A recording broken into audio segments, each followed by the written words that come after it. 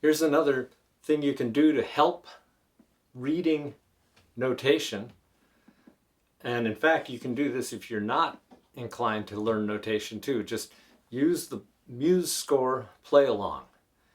And they're downloadable if you have the application MuseScore, the software, and that is free, once again.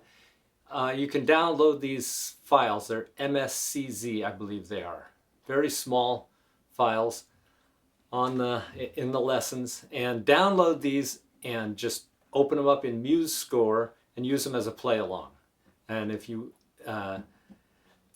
you'll notice that they're written for two instruments. There's piano and guitar tab written underneath. You'll also notice that those are an octave apart. That's because guitar is a transposing instrument. Piano looks at a note on the staff, plays that note, and that's the note we hear. As guitarists, if we're reading music, we look at a note on the staff.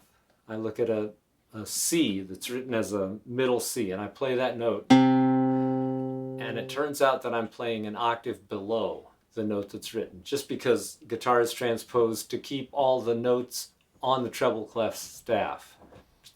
Matter of visual convenience. Bass is the same thing.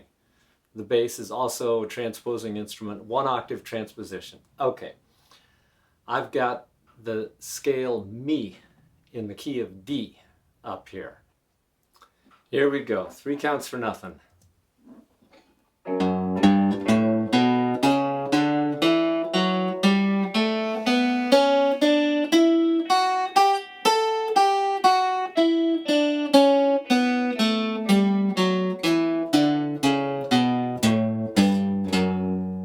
I just caught myself looking at the fretboard, as we're not supposed to do.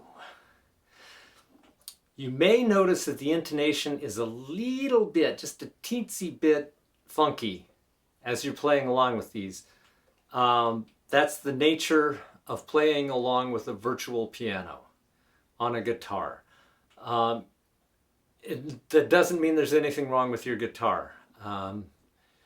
It just means that the virtual piano is a digital instrument and it's tuned, you know, to an even temperament, and guitar, I mean, supposedly fan fret instruments are a little bit better in tune, but we're never going to be able to match that intonation perfectly, but it's pretty close. Nothing to worry about. And when you have a band together, say you're wailing on guitar and you want to pull together a real piano player, bass player, a drummer, how cool is that? That slight difference in intonation doesn't hurt a thing. I mean, you just don't even notice it in real world applications. And in fact, you can look at it as just adding to the richness of the sound. At least that's how I choose to look at it.